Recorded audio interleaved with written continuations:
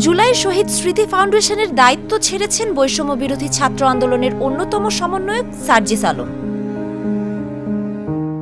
বুধবার সকালে নিজ ফেসবুক প্রোফাইলে দেওয়া এক পোস্টে এ তথ্য জানান তিনি।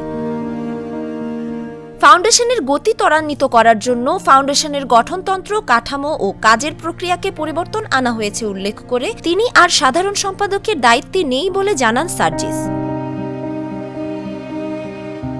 সার্জিস পোস্টে লিখেছেন, এখন থেকে এক্সিকিউটিভ কমিটি পুরো অফিসের সার্বিক বিষয় পরিচালনার দায়িত্ব পালন করবে। চিফ এক্সিকিউটিভ অফিসার সেখানে অফিসের প্রধান হিসেবে দায়িত্ব পালন করবে। মীর মাহবুবুর রহমান স্নিগ্ধ বর্তমানে সিইও হিসেবে দায়িত্ব পালন করছেন। গভর্নিং বডি ফাউন্ডেশনের পলিসি মেকিংয়ে কাজ করবে, যেখানে প্রধান উপদেষ্টা সহ 4 জন উপদেষ্টা রয়েছেন উল্লেখ করে সার্জিস লিখেছেন, সাধারণ সম্পাদক নামে কোনো পদ থাকবে না। আপস পোস্টে দায়িত্ব গ্রহণ করা থেকে তিনি কি কাজ করছেন এবং কবে দায়িত্ব থেকে সরে এসেছেন সবই তুলে ধরেছেন Sarjis.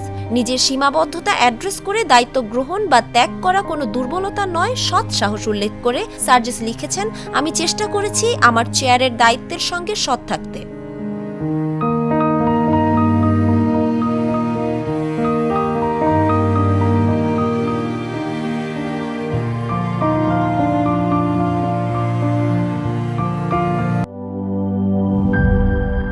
Cheer up!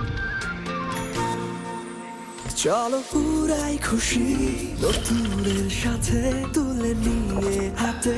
Cheer up, oh oh, cheer up, oh oh, cheer up. চুমুকে চুমুকে enjoy the life. চলো পুরাই খুশি তুলে নিয়ে হাতে।